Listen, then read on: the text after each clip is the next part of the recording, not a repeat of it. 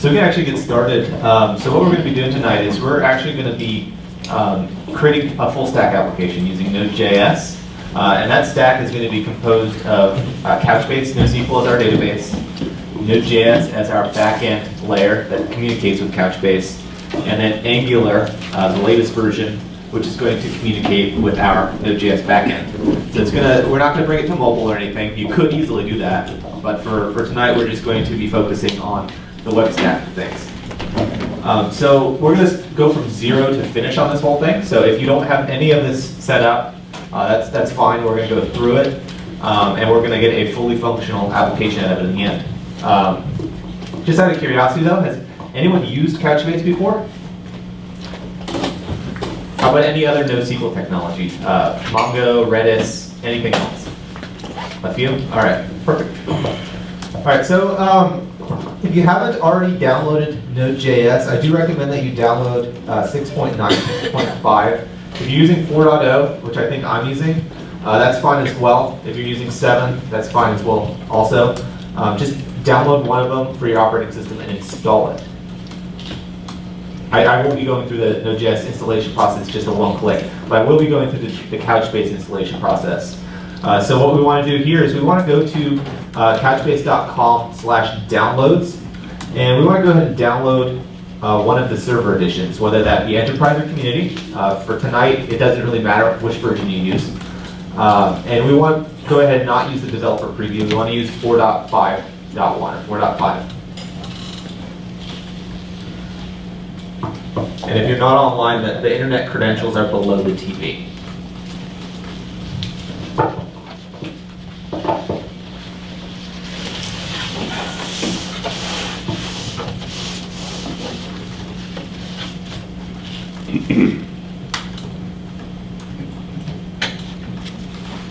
At any time, if I'm going too fast, please yell at me to slow down, and I will. So I do have it downloaded on my desktop already. I've downloaded 4.5.1. This one is Enterprise Edition.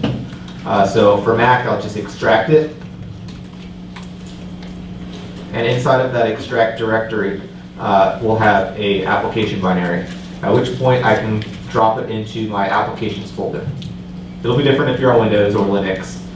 But as far as how complicated it is, it's not much more complicated than that.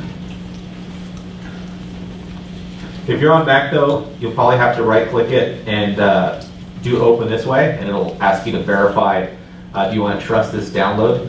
Otherwise your Mac may stop you, but let's just go ahead and say open.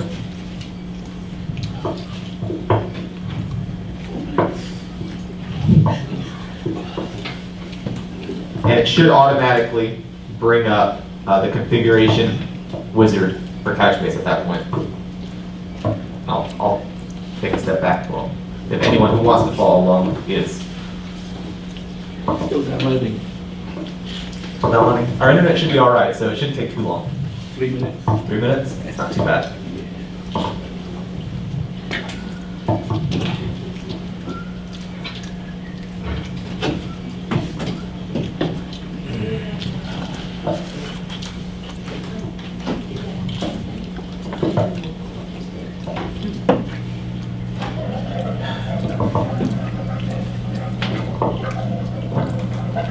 You guys hear it clicking? Yeah.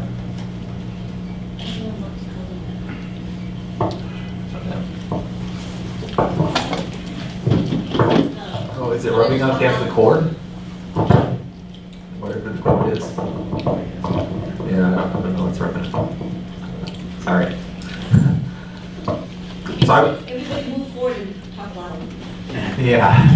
Well, if anyone's getting bothered by it, let me know.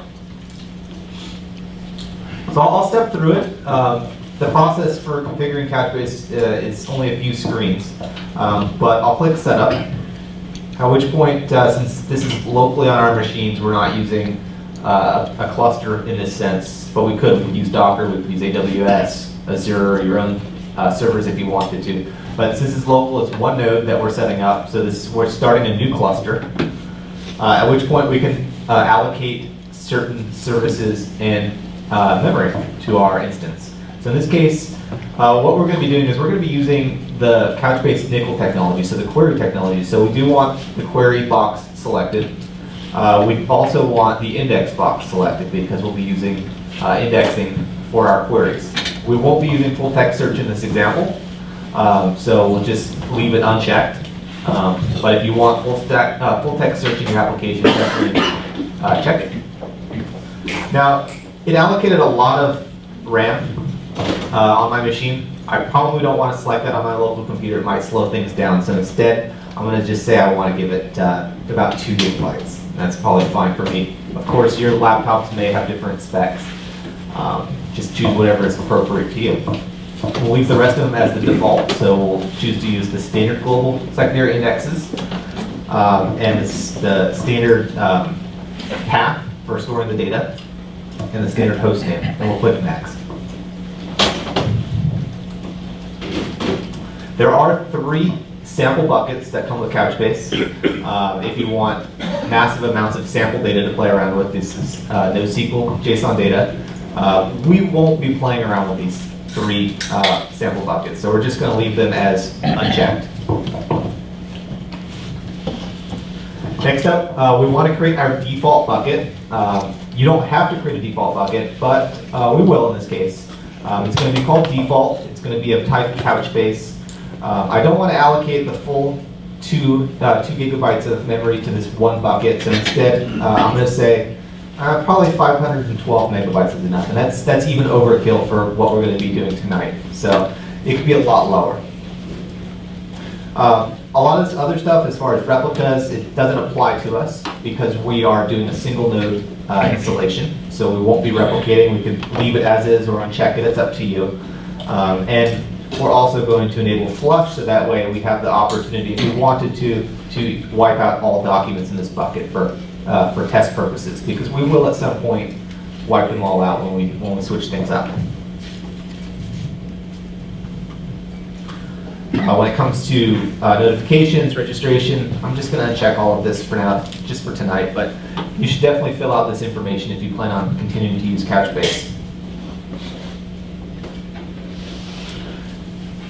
So on the 5th screen, so there's only 5 screens here, you want to go ahead and define an administrative username and password. This will get you into the Couchbase dashboard. It'll allow you to create new buckets. It'll allow you to view different analytic information. We're going to go through all of that in just a second.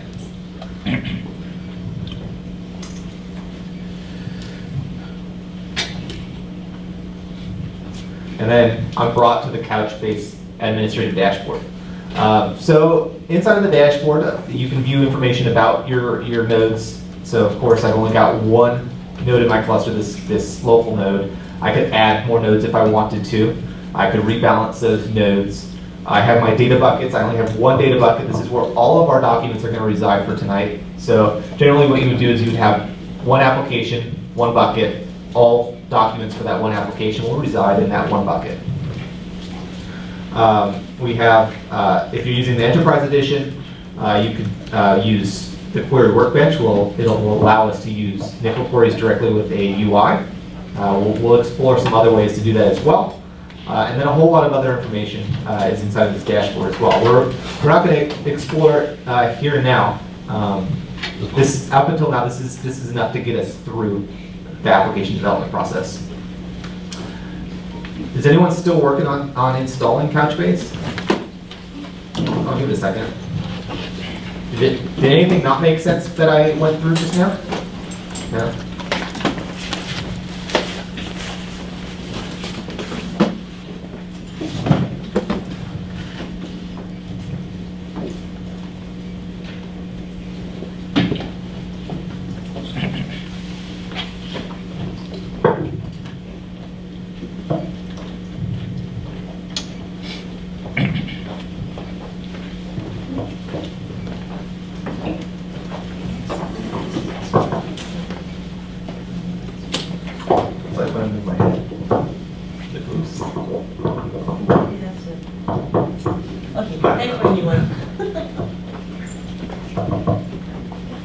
Is it really annoying? The clicking? No.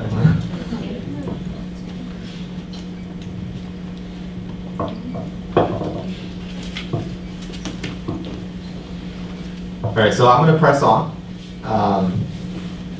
We'll jump right into the Node.js part. So we've got our database ready to go. It's ready for use. We can connect to it at our local host, which is either localhost or 127.0.0.1, and that's on port 8091. So we're going to be using that throughout the Node.js application.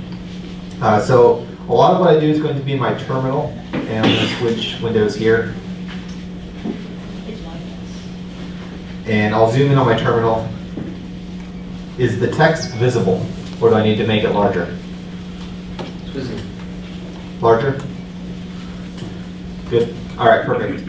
So I do have Node.js installed. Couchbase is installed. We're ready to start creating our application. So I'm going to navigate. I'm going to do this on my desktop. You can do it wherever you want, but we're going to create a new directory for our project. I'm going to call it my project. And I'm going to navigate into that directory. So right now it's empty. What we want to do is we want to initialize a new Node.js project. We can say npm, which is the Node Package Manager, init, and then we don't want to go through the prompt that it gives us, so I'm going to do -y, and it's going to use the defaults. So that leaves us with a package.json file in that directory right now. What we want to do is there's some dependencies that we're going to be using inside of our project. So we're going to be using, this is going to be an Express framework application for Node.js. We're going to be using Couchbase. We're going to be using a few other dependencies as well. So what we can do is we can install it by saying npm install express Couchbase. We're going to say we want to use the body parser. So the body parser allows us to do post requests against our API that we're building. We also want to do UUID for generating unique key values. And we want to say CORS for cross-origin resource sharing. And that's going to allow our Angular application, which is going to be running on a separate port, to communicate to this Node.js application and not give us errors. And we're going to do --save. It'll just take a second.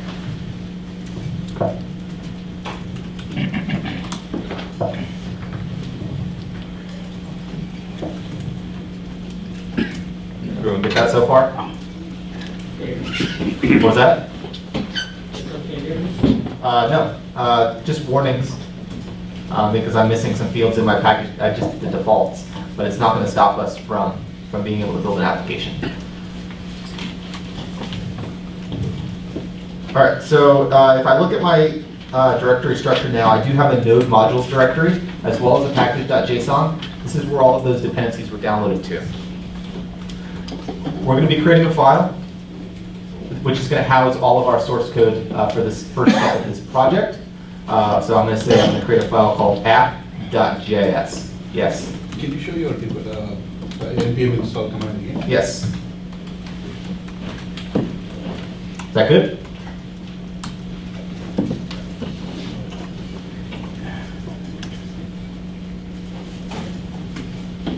So by using the --save, it saves it to the package.json, so you don't have to deploy, you don't have to transfer around the node modules directory. Any future developer can just type npm install, and it'll gather all of those dependencies that were listed. Sounds good?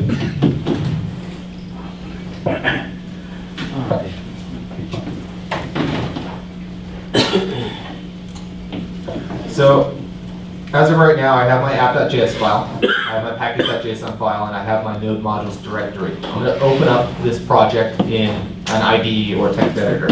So I'm going to be using Atom, but you can use whatever you want for development.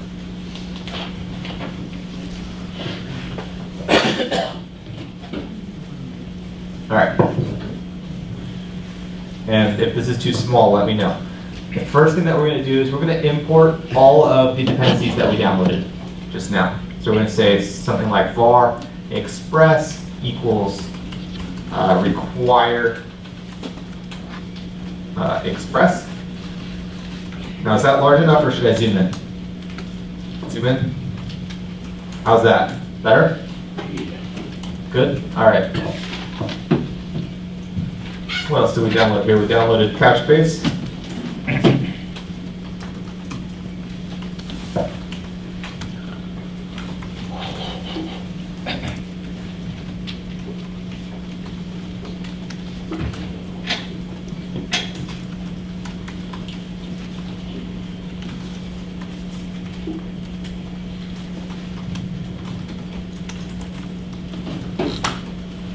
That was all of them that I downloaded, right?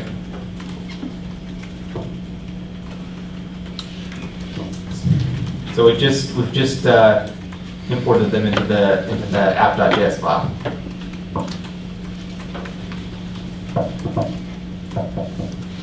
After we import them, we want to start initializing them. So first of all, we want to initialize Express framework. So what we can say is var app equals Express. And then we can configure Express to use to handle JSON requests, to handle cores. So what we can do is we can say app.use body parser.json. So now we can send it post requests that have JSON bodies. We can say app.use cores. So now we can handle requests from other domains or other ports.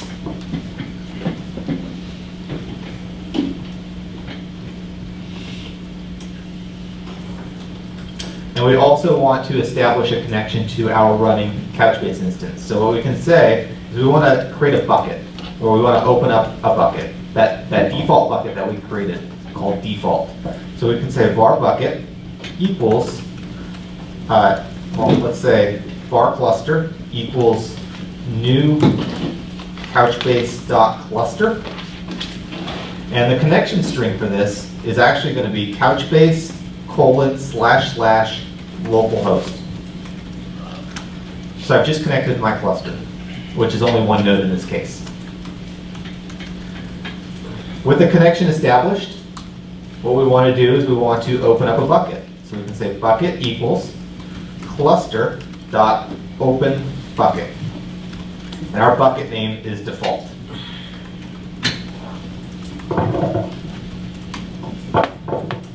Does that make sense so far?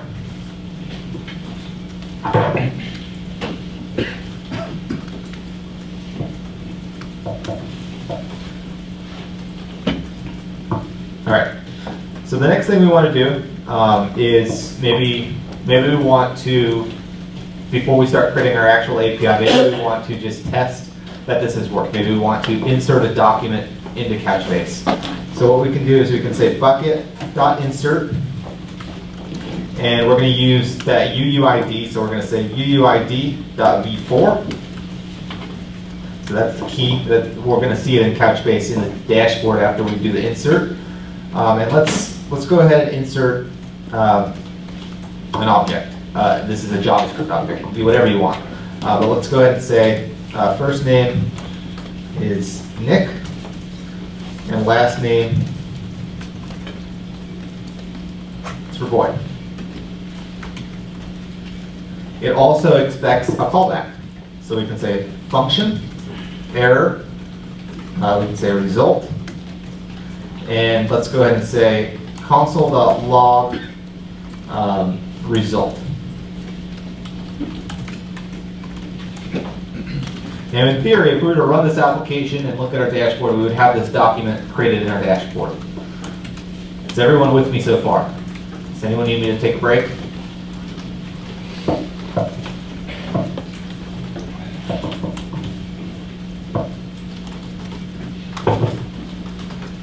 What does the UUID v4 do? So, Unique ID? yeah, that's a good question. So every Couchbase document requires a key to be created. It could be something, it could be a name, it could be some kind of incrementing value, it could be a unique ID. So that in my case, I just want a unique ID. The key name is irrelevant to me. I just want something unique. So by using this UUID package that I downloaded, I'm able to generate a unique string.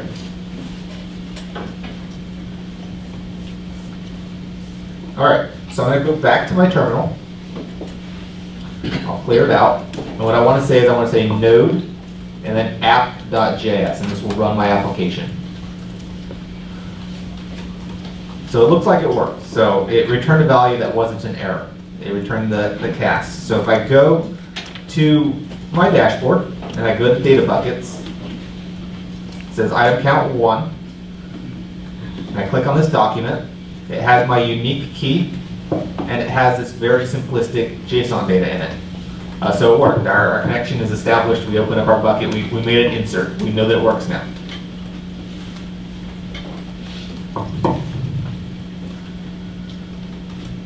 So what we want to do now is we're actually going to be building an API. This API is going to have various endpoints that do CRUD operations against our database. And then we're going to use Angular to hit that API. So let's, I'll stop for a second. So I'm going to erase that. Instead, I'm going to say var server equals app.listen. I'm going to listen on port 3000. And I'm going to say function, and I'm going to print out a message to show me that it worked.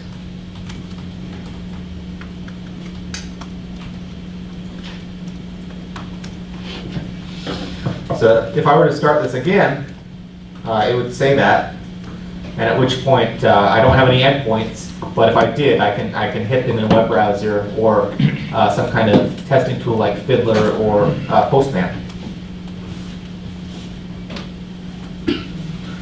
So let's go ahead and figure out what kind of endpoints we're going to want. So I'm just going to throw out an example as far as an application. Let's maybe create a movie database. So this movie database, we could add movies to the database. We could view a list of our movies. We can search for movies. Maybe we wanted to delete movies as well. Something very simple. Well, let's go ahead and say app.get. So we're saying that this is a GET request endpoint. And we're providing it a path that can be hit. So in this case, this endpoint will be, let's say, for getting all movies in the database. So let's call it movies. So if I were to go to localhost 3000/movies, this endpoint would be hit.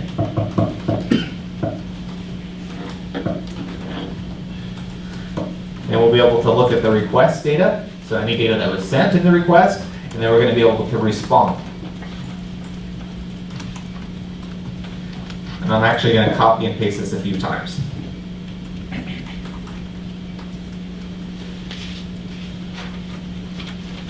So we're going to have several different endpoints here. So we're going to have, let's say movie, and then we're going to have an ID, so that if we wanted a particular movie, we could do that.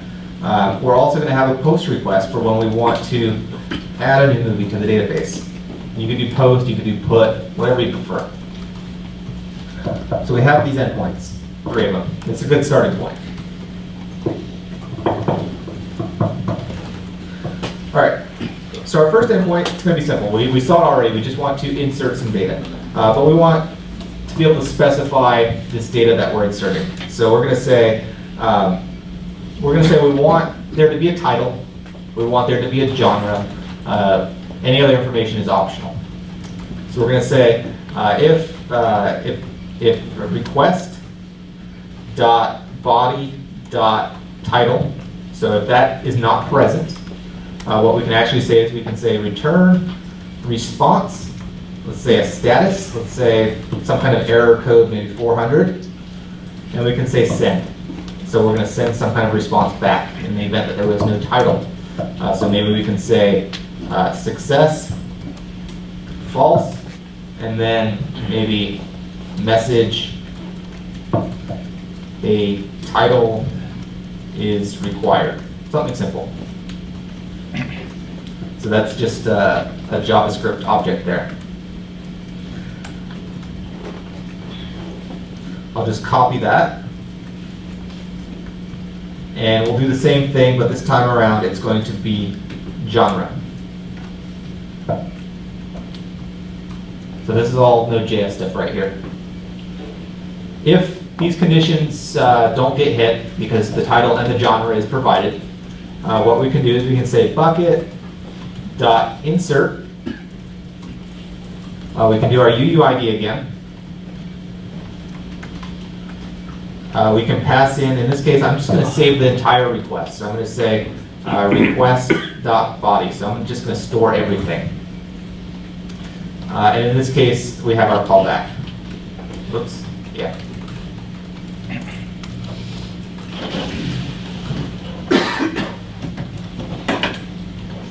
All right, so if there was an error, we're going to submit an error response again. So we'll say if error. We're going to return that response. We're going to say our message this time is going to be whatever the error was. So the error came from right here. Otherwise, it succeeded, and we want to say response dot send whatever the result was. So the result came from the callback function for Node.js. And I'll pause there. But we now have a functional endpoint, so we can now create data in our database by making some kind of REST request.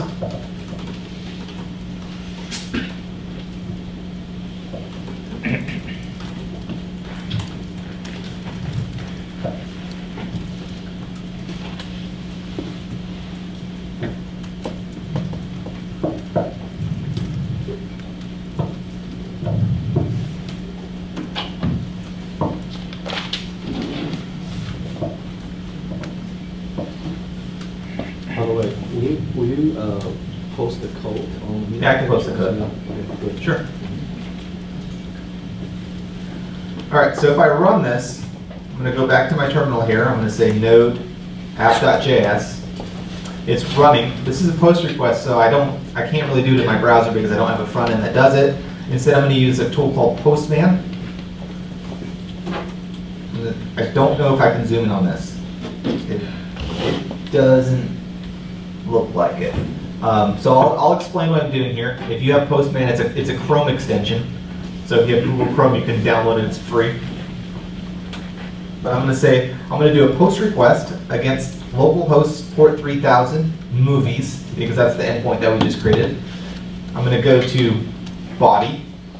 I'm going to say I want to submit a JSON body. So this is what our front-end application would do if we had a front-end application at this point. And I'm going to say, let's just give it a title.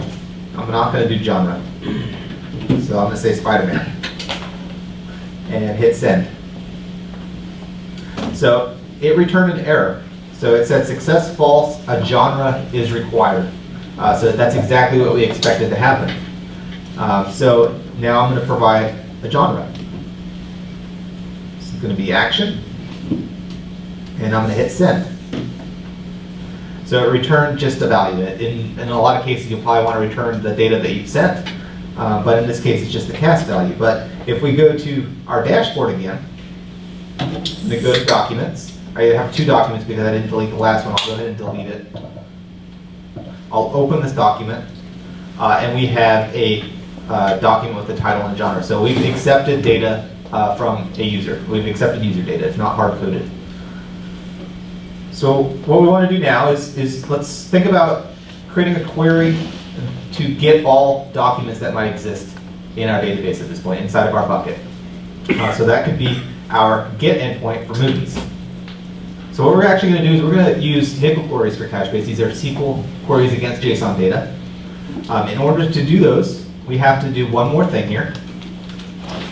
So inside of our initialization stuff, we can say var, and we can say nickel query equals Couchbase dot nickel query. And this will allow us to create queries. So inside of this endpoint, what we're going to do, there's no data we have to check for because we're just trying to collect everything. What we can say is we can say var query equals nickel query dot from string, and we can provide our query inside of this method, inside of this function. So what we're going to say is we're going to say select. We're going to say star from default, because that's the bucket name that we're using. And I'm going to add a semicolon. And we're going to run it. We're going to see some options here. I'll show you some different ways to do it. Now what we can do is we can say bucket.query. We're going to pass in that query, so query. And we have a callback here as well. So we're going to say function, error,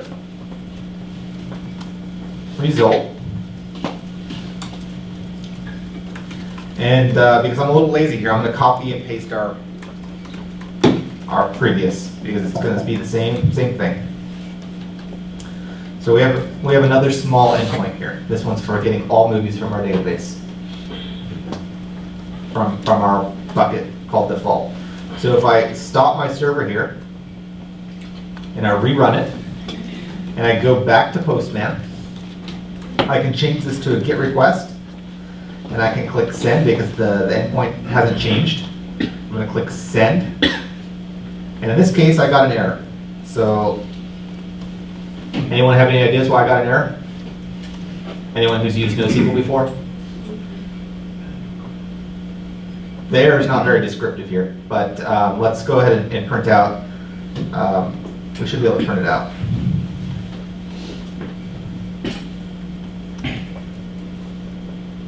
Should be fine. There.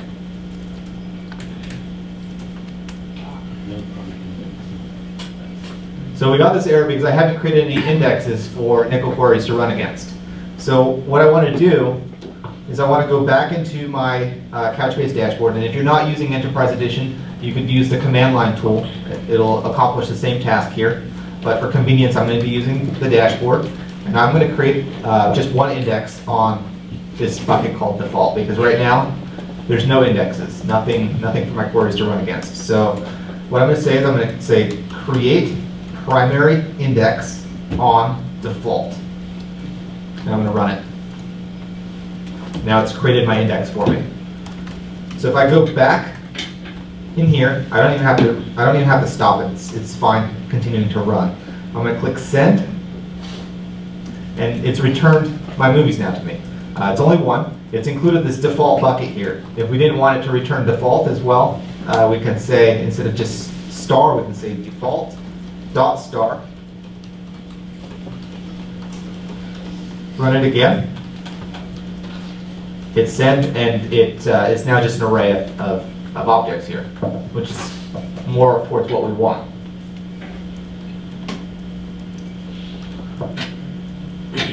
So, have I lost anyone? It's all right to speak up if I'm going too fast, or if you're a little lost.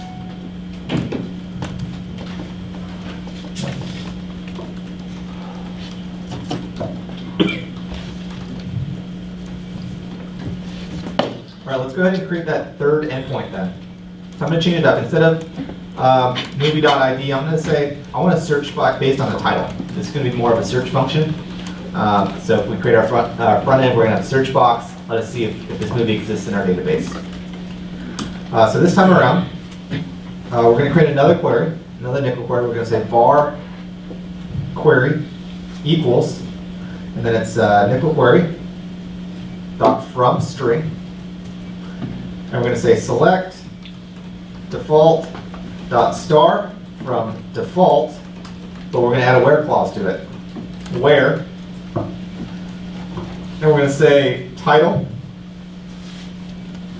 like. We're going to cheat here. This is never a good idea in the production scenario. There's other ways. We're going to add some wildcards here. We're going to add a $1, and I'll explain this in a second. And we're going to add another wildcard. So we're padding it with wildcards in this search. And I'm going to add a semicolon. So the reason why we're using $1 is because we're doing a parameterized query. When we're running nickel queries, you never want to just accept user data. You want to use parameters. Otherwise, you're at risk of having some kind of SQL injection attack, and nobody wants that. So when we have this query, we can say bucket.query. I'm going to pass in that query. We're also going to pass in an array of parameters. We only have one parameter, so the array will only have one. But it's actually going to be, let's call it request. And I know I didn't check for it, but let's say request.params.title. And before I complete that, let's go ahead and do a check for that to make sure that a title exists. So this is params, and then a title is required.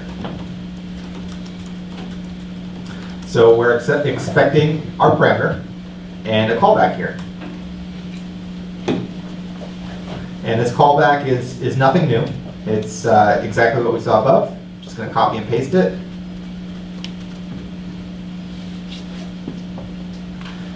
And at this point, we should be able to search for movies based on the title. So we're going to insert another document. So that way we have 2 in there, and then see if we can hit this endpoint to get a particular movie. So I'm going to stop this. I'm going to go back to my post request. This time I'm going to say, I don't know, Finding Nemo. It's going to be family. This time I'm going to add some more fields to it. I'm going to say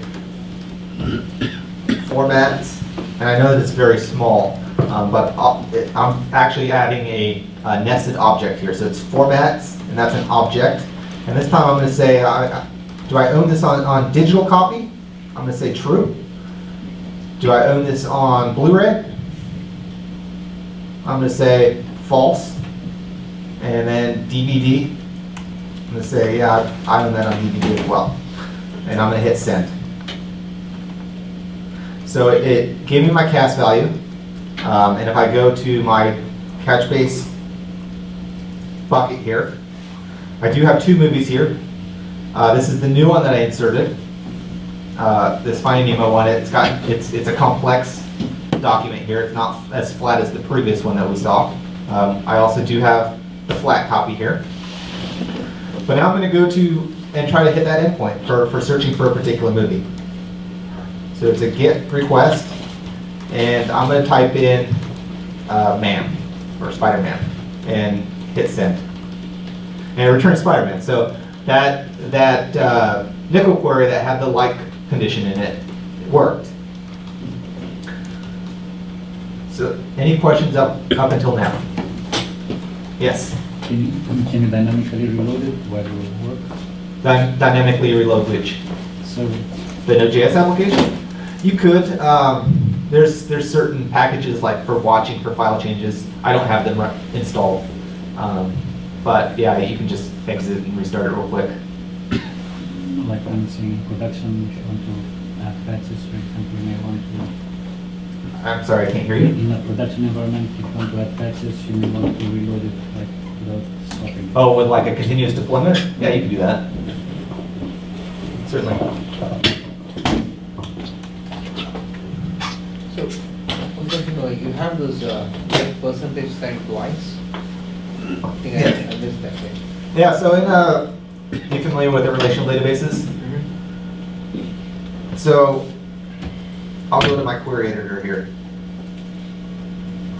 So let's say I had this. So let's say I had select default.star from default where title like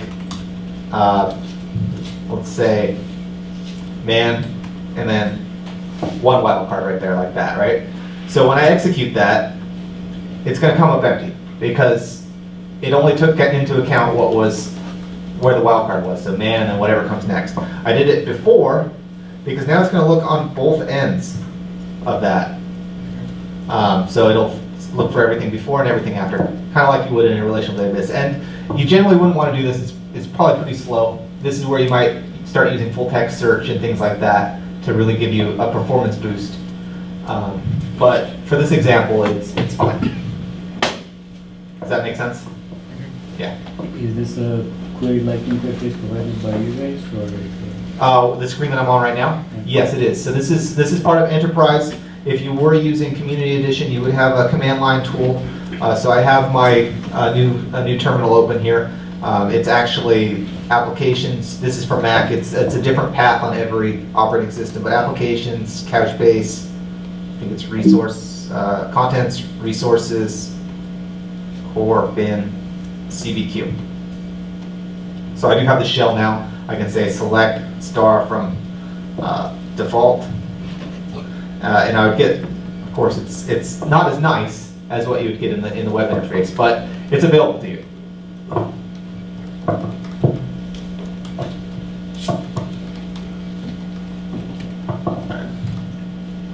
I'll close this. So Are we good up until now? Because we're going to change it up a bit. So who was a Mongo developer by chance? Or who's used an ODM before? Or? Yeah. So what we're going to do, so you don't have to use these nickel queries in your application. A lot of people would prefer not to. People may find it messy. I don't know what your preference is, but we do have an ODM available.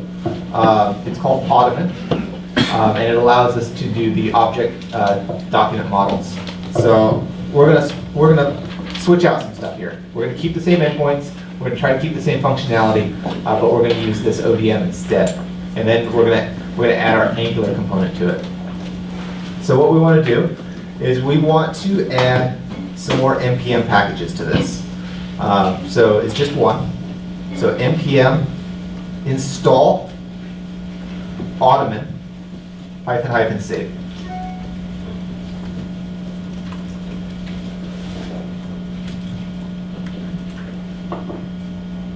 And it's added to my list. So we won't be using nickel in this example. We're going to be using Ottoman instead. So if I go down back into my code, I do want to do another import here.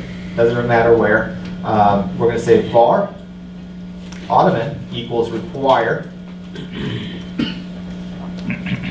Ottoman. What we're going to say is we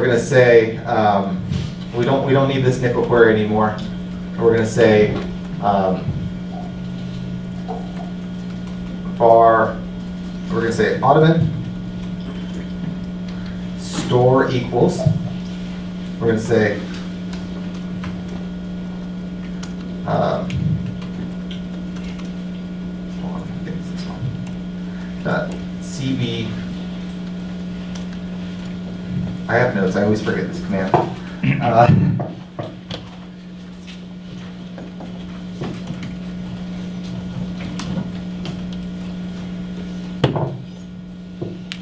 All right.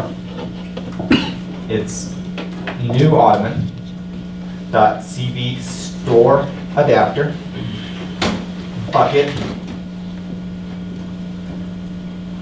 Couchbase, and this should actually be dropped down further down there because we're actually opening our bucket right here. So we're saying that we want Ottoman to use that particular bucket and this instance of Couchbase. So with that created, now what we can do is we can create our ODM model. So we can say var, and in this case let's call it maybe movie model equals Ottoman dot model. We're going to give it a model name, so we can say movie, and we can define that model. So in this case we're going to say it has a title, and this is going to be of type string.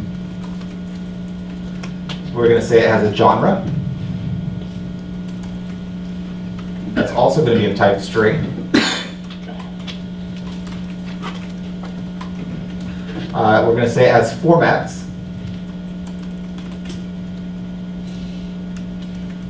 We're going to say it has, is it digital? I'll just copy and paste these. Type, actually that's type Boolean. Should be Boolean.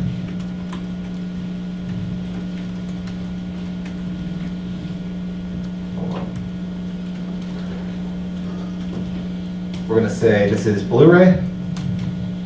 This is DVD. So we have our model here. This is going to be the model that we use when we're creating documents, and the model we're going to be using when we're querying the documents. So let's start with changing the insert first, because that's where we started. So we're going to go down to our insert endpoint, or should I stop here for now? Is this clear? What we're doing? Yeah. Can Ottoman extract the data from the database also?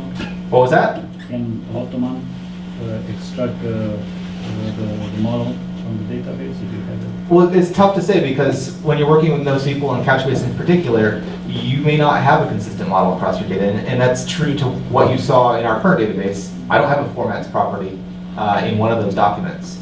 So that's a tough call because which model would be correct? More likely, if it will extract it, probably more correct, because otherwise, if I'm just guessing, for example, here and the database is something else, then Yeah. Well, if the properties don't exist here, they'll be ignored. At least you'll have that option to consume all of the properties of your model.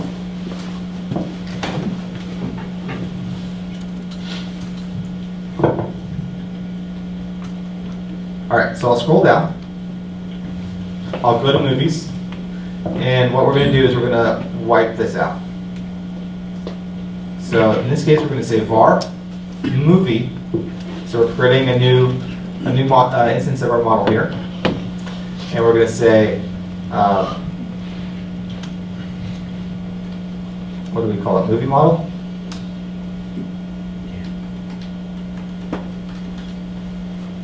Hold on. Pulling out a brain fart here.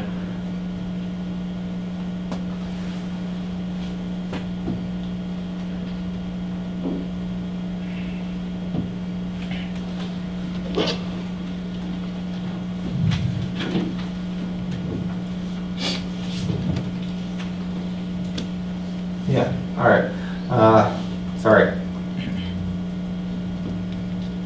we're going to define our model here. So in this case, it's going to be request. Oops. Title is going to be request.body.title. Genre is going to be request.body.genre. And although we didn't check for the formats, if they exist, they'll be used. Otherwise, they'll be null and they won't be included. But we're going to say formats. We're going to say digital.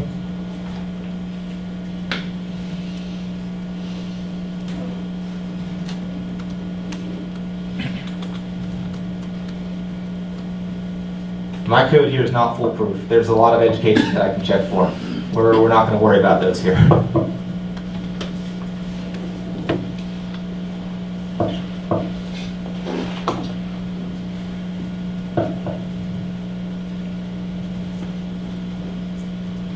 All right, so we have our movie model. So what we can do now is we want to save it. So what we would do is we would say movie.save, and it expects a callback here. So we're going to say function error. Otherwise, we're going to say movie.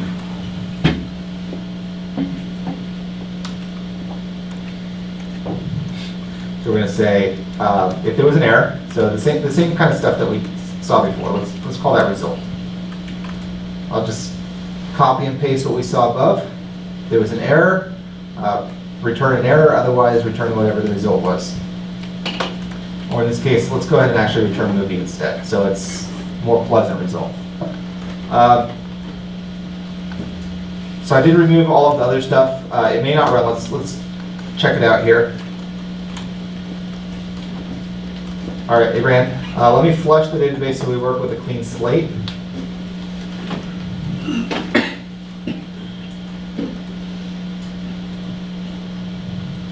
And we'll go to our postman. We'll go to our post endpoint here. I'm going to send the Finding Nemo data again. Click send, and hopefully it doesn't blow up. It did blow up. So request has a typo in it. That's what my error says. So let's go ahead and fix that. And we'll try it again. Hit send. And it returned my document this time, which is what I tried to save. And if I go to my dashboard, it's already there.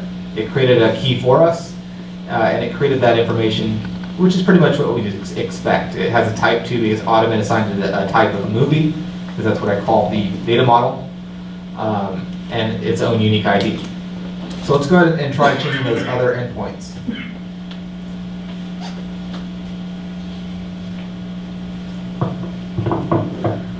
All right, which one did we do next? Movies? All right, so we'll wipe this out. Actually, we'll leave the other one because we'll just change it a little bit.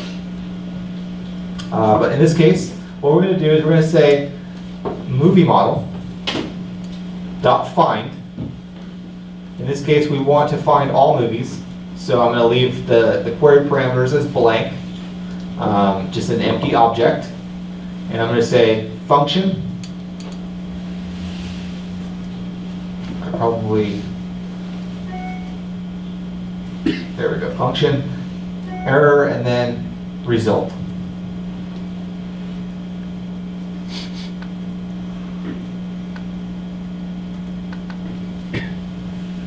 All right, so what I did, I just did the movie model find and then everything else that we've seen thus far. So I'll run it.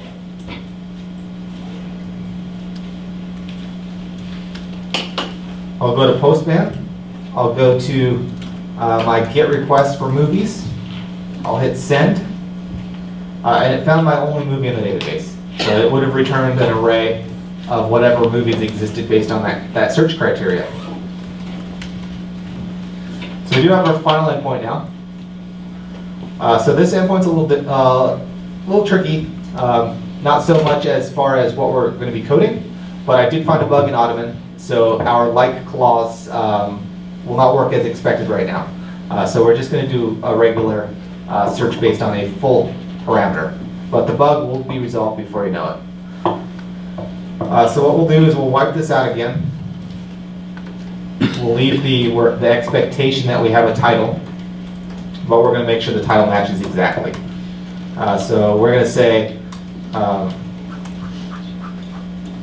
we'll just say movie model dot find. This time we're saying title, and that's going to be request dot params dot title. We no longer need this array here. And then it would run as normal. So what you would typically do if the command was working though for the like, you would do something like title and then a nested object here, and you would say $like, and then whatever your like condition is. Because under the covers, what Ottoman does is it uses nickel queries. It does all of the wrapping for you, and it executes a nickel query. So this like would be translated into a like condition, and then whatever the value would be. But there's a small bug, so we're going to skip over that for now. So I'm going to save it, and we're going to try to run this final endpoint.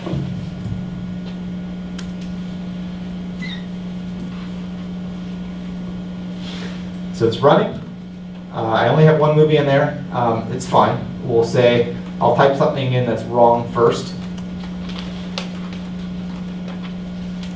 Send. Oh. Movie. Did I restart it? Movie. Movie instead of movies. Oh yeah, that's right. Singular. All right, so no results were found on that, which is normal because we don't have that like. So if I do Nemo, it should work. I don't know how it's going to handle the URL encoding of that, but we'll give it a shot. So it worked. So we were able to do a find in that sense without having to write a nickel query, which the previous nickel query wasn't so pleasant, and they could be a lot more unpleasant depending on how extravagant you want to get. So this is convenient. I like it. So we do have a functional backend. So before we transition into creating our front end, are there any questions up to this point? We're all kind of there, or we're all kind of lost? No? Just a question. Yes. For Ottoman, you want to use, if I want to make some constraints, I can do it in Ottoman? Yeah, so say maybe you wanted to add validators. You could add validators. Maybe you want to say, hey, this property is always required. You can set a requirement. Or you can have default values. So maybe you have timestamps. Maybe you want the default timestamp to to show up for that property. Does that make sense? Yeah. All right, so we'll push this application off to the side.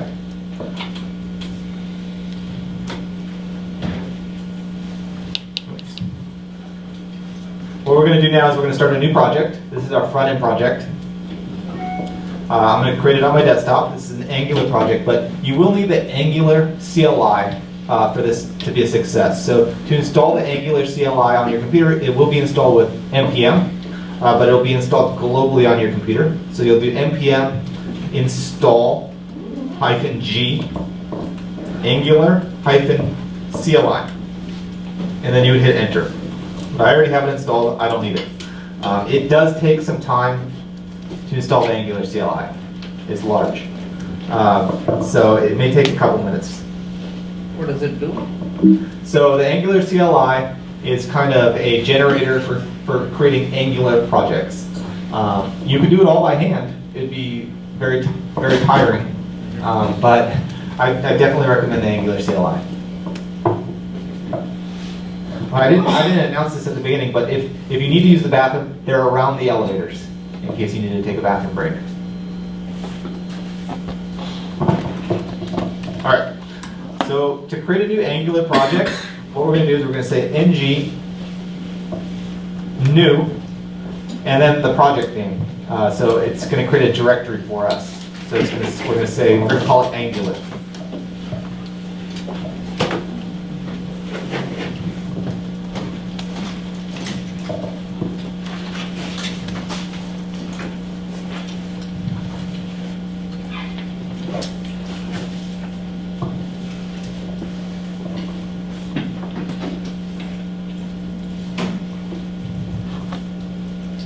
This takes a little while too. Install say Git repo on your machine? What was that? To say install Git repo on your machine? It downloads a lot of packages. Yeah.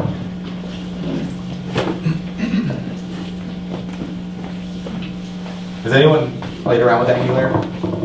Not AngularJS, but the new Angular? No, not yet. I think it's pretty cool. Yeah. Okay. Well, they're not calling it Angular 2 anymore, just Angular. Oh, really? Yeah. Yeah. All right. So it did create my directory called Angular on my desktop, which now I'm going to open with Atom again. After I, of course, never looked at it.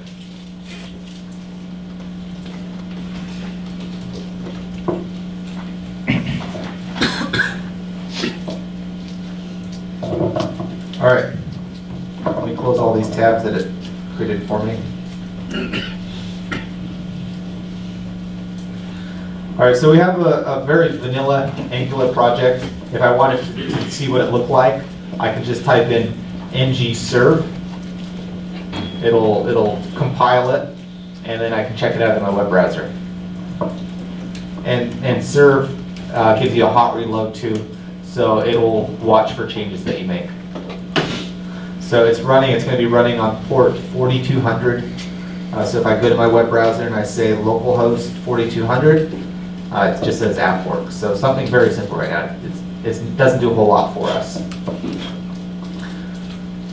So if I go back, what we want to do is we want to have two pages in our application. We want to have a page for listing the data that's in our application. We want to have a page for creating data in our application. So what we can actually do, I'm going to stop serving this. We can make use of the Angular CLI to generate these pages. And these pages are called components. So what we're going to say is ng-g component, and then the name of that component. So let's say the first component that we want to say it's going to be called movies for listing our movies. It's going to generate that. It's going to create a directory called movies, and it's going to place a few files in there for us. We're going to do the same thing for our creation. So we're going to say ng-g component, and we're going to say, let's call it create. So it created a directory called create, which we're going to use as our page. So when it comes to Angular, it's created those pages for us, but they're kind of orphaned from our application. So we need to set up routes. So routing information, so that way these pages are linked together. And that's generally done inside of the app.modules.ts file. So inside of this app.modules.ts file, we are using TypeScript, not vanilla JavaScript like we did in Node. So it's a superset to JavaScript, and it compiles down to JavaScript. It's good because it has error corrections and things like that. But inside of our app.modules file, we're going to be able to define things like what singletons, what services we've created, what pages we've created. Anything that we want to use within our application kind of gets defined in this file. So the generator command did add our 2 components to this file already for us. But what we want to do is we want to import a few modules. So in particular, so we want to include the routing module. So we're going to say router module. That's from Angular. So everything, pretty much everything is going to be found inside of the Angular key path here. It's going to be called router. Once we've imported it, we have to add it to our import section. So we can say router module, and then we're going to have to add another step to this. So this is all bootstrapping the application. I don't like to think of this as actually developing the Angular application yet. It's a lot of boilerplate stuff. So what we want to do is we want to define our routes, which will also go into the import. So our routes will reflect each of these 2 pages that we're creating. So we're saying let routes equals, and this is going to be array, and we're going to say the first route is going to have a path that is empty. So empty path in Angular means default path. So this will be the first page that displays when you launch your application. It's going to say component, and it's going to say, we're going to say this is our movies component. Our next line is going to be our create component, and that path, we're just going to call it create. It could be whatever you want. It doesn't have to be anything relevant to the actual component itself. But we're going to say create component. So we have our routes defined. Our routes are linked up to a particular page. So back in the imports, what we can do is we can say router module dot for route, and we can say routes. So now our application knows about these pages. That information is defined for us now. But there's no pass-through for this route information. So we need to define how these routes are passed through. So if anyone's played with Angular.js, the first version, you'll remember the UI view. It's a similar concept in Angular. So what we would do here, we would go to our app.component.html file. We're going to wipe it out. And we're going to say router outlet.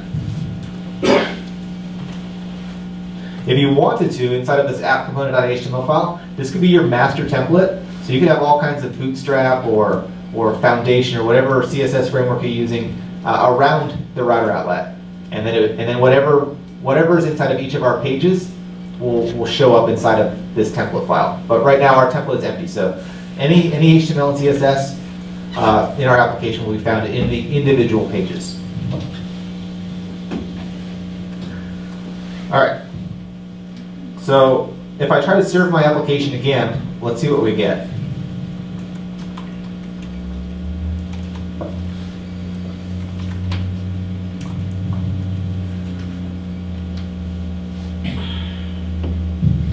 So it's serving. It already refreshed it for me. It says movies works because that's the default HTML that it placed inside of when I created it with the generator. So they're linked up now. That's the default page. We just need to define some HTML around it and some logic that will communicate with our Node.js backend that we created. So we can go to, we're going to start with the TypeScript file before we start creating our UI. And this is 2 space indents. I prefer 4. It drives me crazy if it's not 4. I don't know if I'm the only one that's like that or not. No. No? Too much? Yeah. 3 is ideal. 3? Oh, I've never heard of 3. Yeah. It's a compromise. Yeah. All right, so this is what the generator created for us.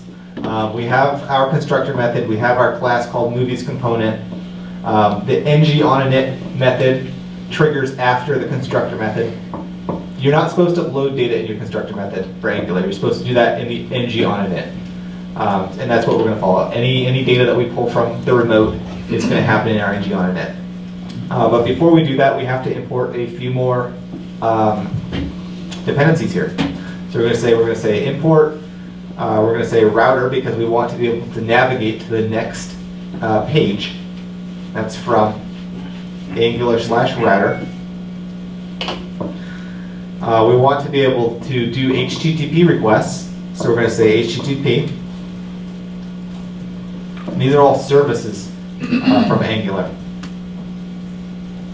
HTTP. And we'll leave it at that for now. We're going to import more as we go along, but for now, that's fine. When you're working with services in Angular, you need to inject them into the page that you wish to use them in. So we have to inject it into the constructor method. So what we can say is we can say private. We can say HTTP, HTTP, private, router, router. And at this point, we're able to use those in our application. It's weird, throws me off a little bit, but it's how Angular does its business. All right, so inside of this movies component class, inside of this page, we're going to be expecting that we're going to be rendering that movie data that we're storing in our bucket on the screen. So we need to create a variable to hold that data after we make the request. So with Angular, anything that's public can be accessed from the HTML file. Anything that's private cannot be accessed from the HTML file. So this is going to be a public variable. Let's go ahead and call it movies. We could choose to define a model for movies, or we can choose to define it as any. If you're feeling lazy like I am, we're going to define it as any, so that means anything can be stored inside of this variable. Inside the constructor, we're going to initialize this variable, which is going to be an array. We can actually say array of any if we want to be a little more specific. And then we can say this.movies equals empty array. So that way it doesn't crash when it loads. So we've initialized this variable. Inside of the ng-on-init, so both of these are public by default. If you don't specify, they're public. Inside of the ng-on-init, this is where we're going to make our HTTP request against our Node backend. So we're going to say this.http.get, so we're making a GET request.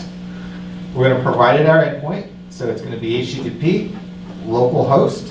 It's going to be running on port 3000, and it's going to be the movies endpoint. And there's no parameters in this one, so we're closing it off. So this is actually, it uses RxJS, so we're working with observables when we do this. Anyone work with RxJava, RX.NET, any Rx? Yeah, so I find them to be pretty much the same across the languages.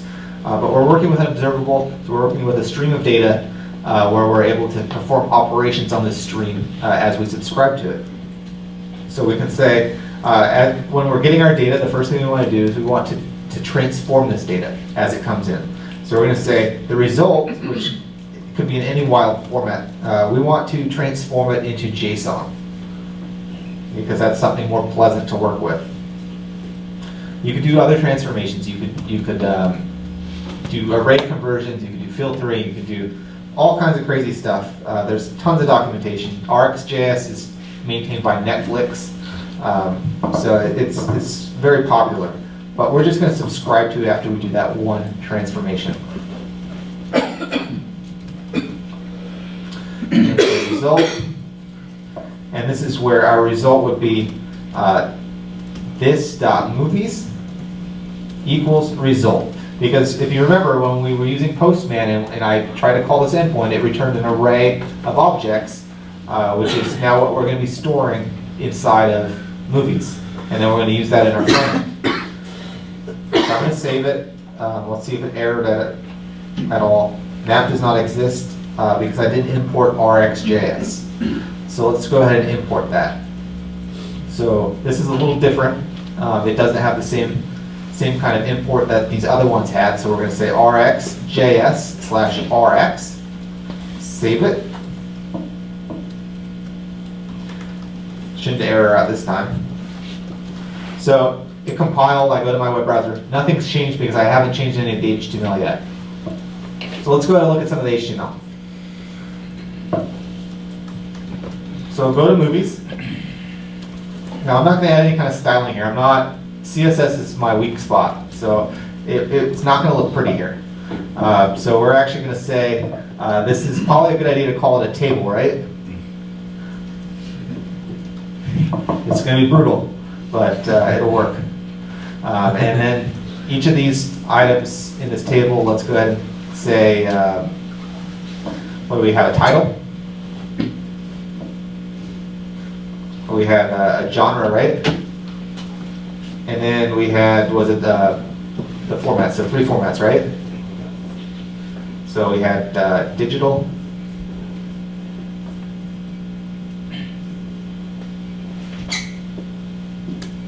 all right, so this is the possible items for our table. So we're going to have another table row here. And this is where we're going to be presenting this data dynamically. So we're going to say ng4, so this is how we're going to loop through that array, equals let movie of movies. So movies is that public variable that we have in our TypeScript. It's public, so we can access it here. So it's going to loop through. It's going to create a new row for every item in that array. And to present that information, before I do that, we had what, 5? All right. To present that information, we actually use double curly brackets. So in this case, we have movie.title, movie.genre,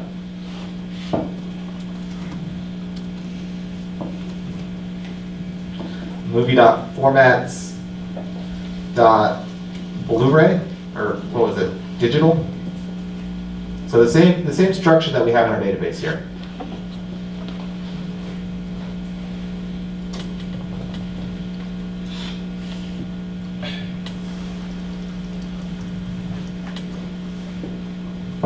All right, so I just saved it.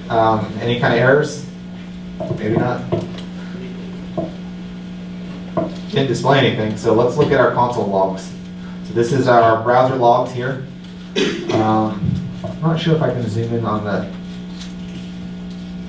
oh, looks like I can. Connection refused. Oh, all right. So I don't currently have it running right now. So I stopped it. So let's go ahead and run that Node.js application again. Node app.js. So it's running now. If I refresh the page, hopefully we get some results. And we did. It doesn't look good, but we got them, right? That one movie. We can add another movie here. What was that? Yeah. Let's go ahead and add another movie. What was that? It's big enough we can read it. Yeah. Finding Dory. Let's say I own all of them. I saved it. I refreshed the screen. They're both there now. So we're able to list that data that we've just consumed from that RESTful API. So let's go ahead and proceed. We're going to add a way to create it with a UI, and we'll go from there. All right, so we have first page out of the way. But we need to be able to navigate to that second page. So if we go to movies.components.ts, we need to add a method for navigation. So let's go ahead and say navigate to create, whatever you want to call it. And in this case, we're going to say this.router, what we've injected into the constructor, and we're going to say navigate in an array, and we're going to provide it create. So create came from when we were defining our routes inside of the app.module. I've called it create here, so that's what I have to call it in here. So as long as they match. That's how it'll navigate. But we don't have anything actually calling this navigate function. So we're going to go back to our HTML. Wrong HTML, I'll close that out. Above the table, let's go ahead and say a very simple add, right? So we'll say button type equals button, and we'll say add. And we need to add a click event to this button. So what we would do is we would say in parentheses here, we would say click, this is part of Angular, equals, and then our method name. So we'd say navigate to create. And now when we click that button, it should take us to that next page. So let's go ahead and try it out. I'll click the add button, and it took us to the create page. So let's go ahead and try to fill in the gap here. So we have this base template that was created when we used the generator. And yes, I'm gonna get rid of those double two space tabs. All right. If anyone knows of a way to do this like automatically, I would love that kind of solution in I don't know Atom. how to do it in Atom. So. Not with Atom? All right. You can. I have not seen this.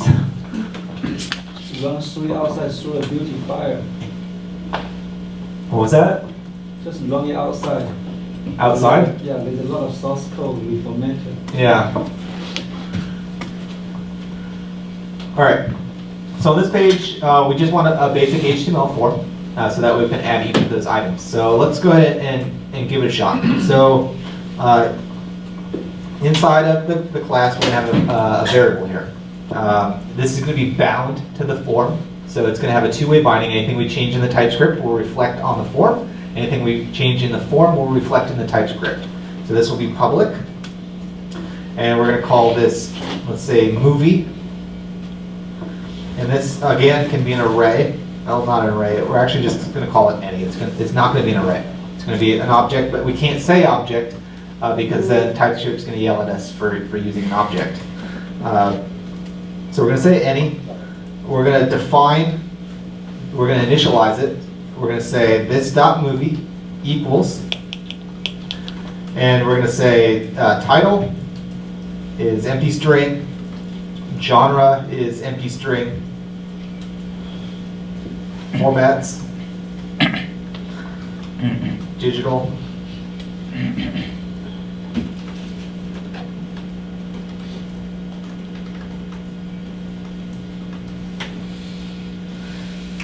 DVD. So we have our initial movie, so that way when the page loads, it doesn't recognize that movie is null and blow up on us because it'll immediately try to find it when we set up our form. So inside the form, oops, let's go ahead and create that form before we try to connect it to the API. So we'll open up the HTML file. We'll wipe this out. I'm just going to have a bunch of form elements so it'll look interesting. Let's go ahead and say title, input type equals text,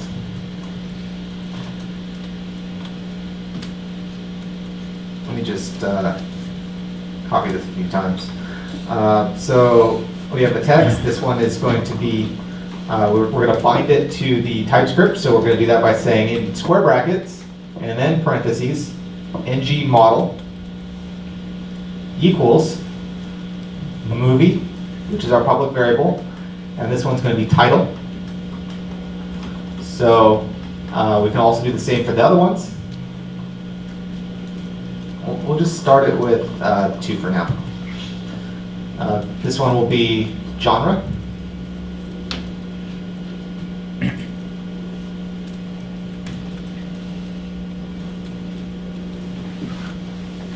And ng model equals movie.genre. and that should work right now. It should have something there. So we'll test out the binding right now. I'll just add a default value here.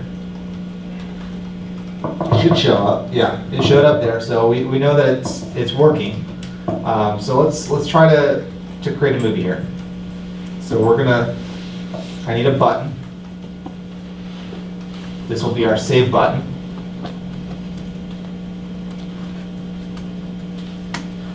It's going to have another click event. I didn't create the method yet, but let's go ahead and say save.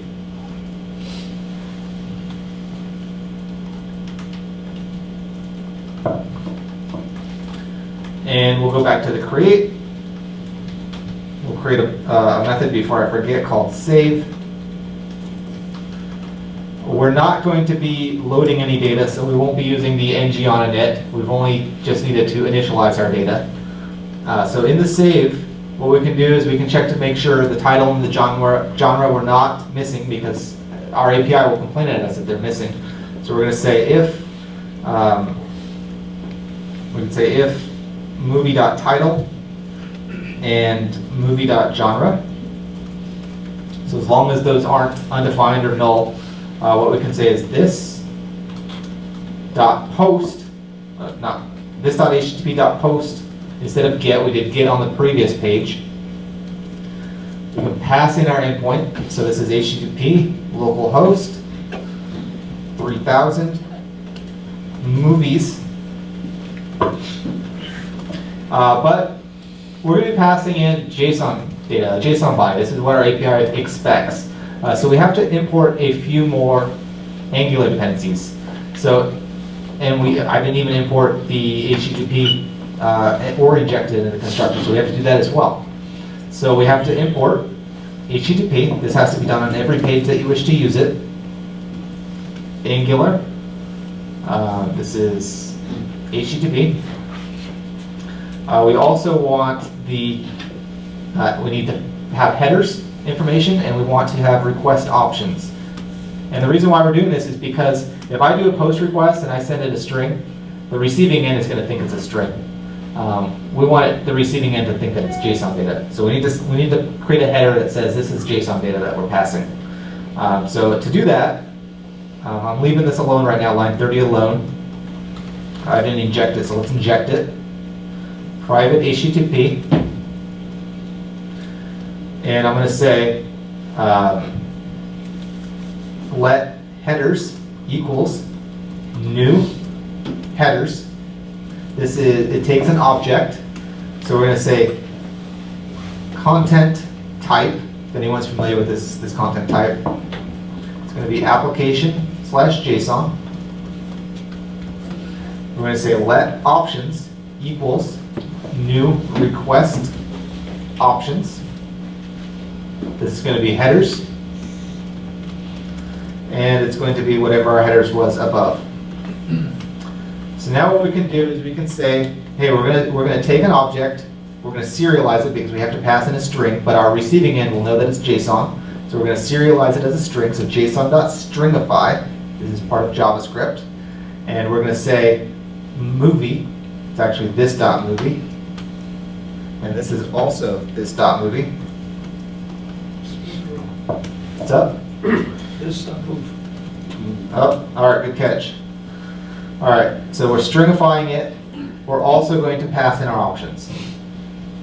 This is also RxJS as well, so I have to import it.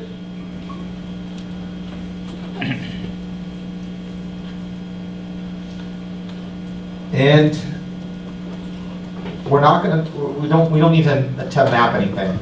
We don't need to transform. We're never actually going to display the response. We just want to navigate to the previous page. So we're just going to subscribe to it. But we need a mechanism for going to the previous page. So we have to do another import. A lot of imports with Angular. We have to import what's called location. This will allow us to navigate to the previous page after we save.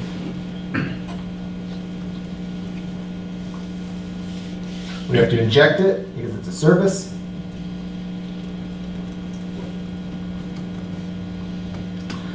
and then we can use it. So it's actually this dot location dot back, and that'll take us to the previous route that we came from. So what we're doing here is we're checking to make sure that title and genre exist. Those exist, create our headers, execute our post request against our API, which communicates to Couchbase, and then we don't want the results, we're just going to head back as long as they were successful. So we'll go back. Let's go ahead and check it out. Got all kinds of errors this time. Cannot find Angular. Oh yeah, it doesn't come in the location package. This is actually the common. All right, so no errors this time. Let's start from the beginning. So we'll add Superman, action, and save. So it took us back, but it didn't display it on the screen. So anyone have an idea why? It's just didn't query the browser back doesn't refresh. Yeah. So with Angular, you have to subscribe to location changes.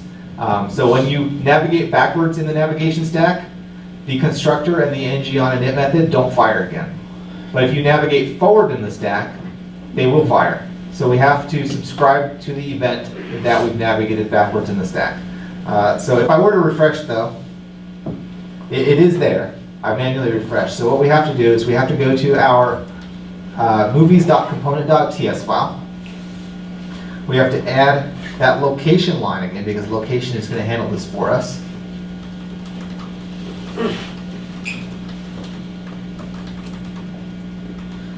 We're going to inject it.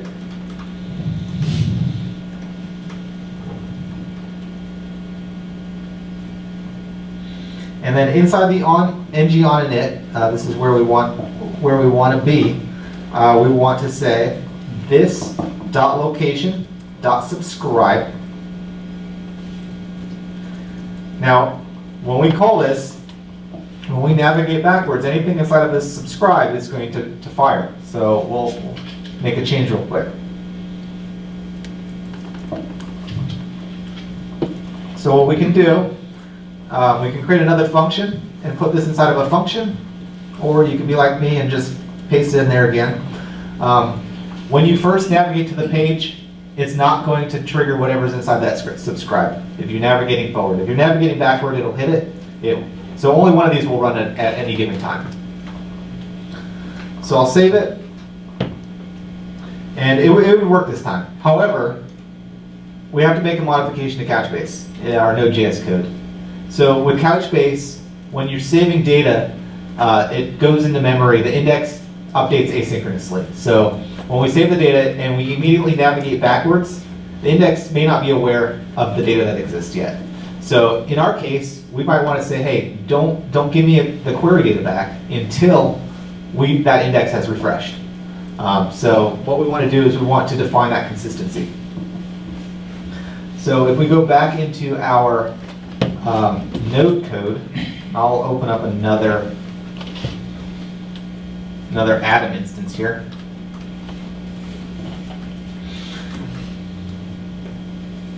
What we want to define is we want to define inside of this endpoint right here. And this is actually going to be another parameter here. So we're going to say consistency. And I forgot the whole line to it, but that's why I have notes here. Can't remember everything. Ottoman consistency global.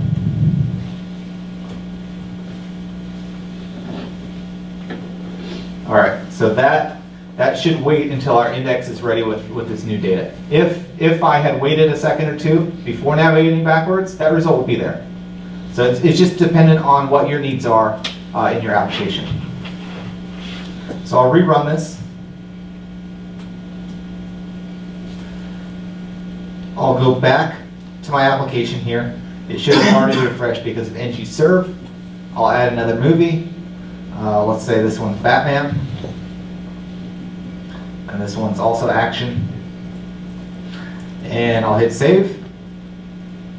and Batman is there this time. So everything kind of synced up here. We won't make another endpoint for search because it kind of be the same kind of concepts that we've already seen. But this is a very simple full stack application for the web. There's frameworks available that you can take it to mobile, but you could expand it. You could expand your stack easily with this approach. Any questions up until now? No questions? Did I lose everyone? No? Yes? So you do need a two port for this application? For this one, I use 2 ports.